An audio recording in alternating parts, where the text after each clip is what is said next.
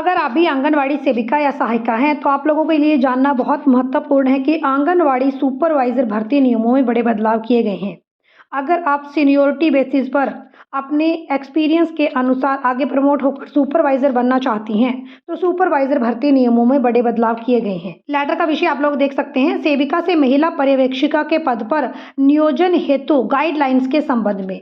यानी जो भी सेविका सहायिका है, अगर उसे प्रमोट होकर सुपरवाइजर बनाना है तो नई गाइडलाइंस क्या रहेंगी, यहाँ पर विस्तृत वर्णन किया गया है। यहाँ पर ये नोटिफिकेशन बिहार राज्य के संबंध में जारी किया गया है। अगर बिहार राज्य की बात करें तो सेविका सहायिका से सुपरवाइजर बनने के लिए मिनिमम क्वालिफिकेशन 10th पास होनी चाहिए। अगर आप मैट्रिक पास हैं तो आप आने वाले समय में सुपरवाइजर पदों के लिए आवेदन कर सकती हैं।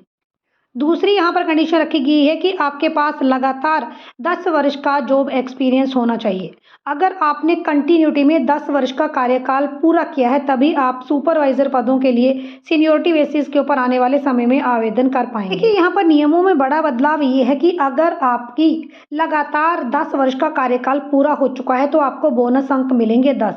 और अगर आपने हड़ताल आदि की स्थिति में आपने मान लेते हैं हड़ताल किया और वहाँ पर आप लोगों के 20 दिन की छुट्टी रही, 10 दिन की छुट्टी रही और आपका सेवा काल इस तरह से लगातार 10 वर्ष का पूरा नहीं हुआ तो ऐसे में आपको बोनस अंक नहीं मिलेंगे। आप लोग सुपरवाइजर पदों के लिए तो एलिजिबल हैं, लेकिन यहाँ पर 10 नंबर बोनस अंक दिए जाएंगे।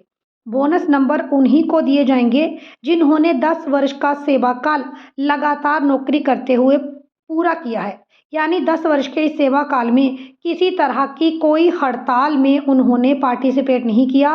हड़ताल में पार्टिसिपेट करने की वजह से उनकी कोई छुट्टियां नहीं हुई हैं और उनकी जॉब की निरंतरता बनी हुई है। अगर आप 10th पास हैं तो सुपरवाइजर पदों के लिए नो डाउट आप एलिजिबल हैं, लेकिन 10 अंक बोनस के यहाँ पर रखे गए हैं और 10 नंबर बहुत हैं सीनियोरिटी बेसिस के ऊपर अगर आपने जॉब करनी है। 10 वर्ष के पास आपके पास जॉब एक्सपीरियंस भी है, लेकिन आपके जॉब एक्सपीरियंस पे कंटिन्यूटी नहीं है। कहीं ना कहीं हड़ताल की वजह से वो कंटिन्यूटी बीच में टूटी है। तो ऐसे में आप सुपरवाइजर पदों के लिए आवेदन तो कर पाएंगी, लेकिन आपको 10 नंबर बोनस के नहीं मिलेंगे। तो यहाँ पर ये स्पष्ट मेंशन कर दिया गया है कि 10 नंबर बोनस के मिलेंगे।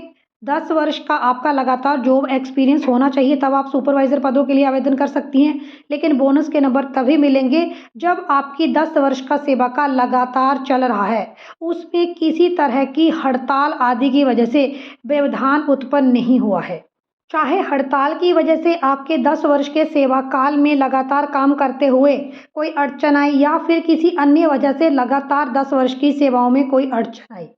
मान लिया आप लोग बीमार रहे और लगातार 4 महीने आप बीमार रहे और ऐसी स्थिति में लगातार 4 महीने की आपकी छुट्टियां हो गई, तो यहाँ पर कहीं ना कहीं वो 10 वर्ष की जो लगातार सेवा काल पूरा करने की कंडीशन है वो खराब हो गई। तो ऐसे में आपको 10 नंबर बोनस के नहीं मिलेंगे।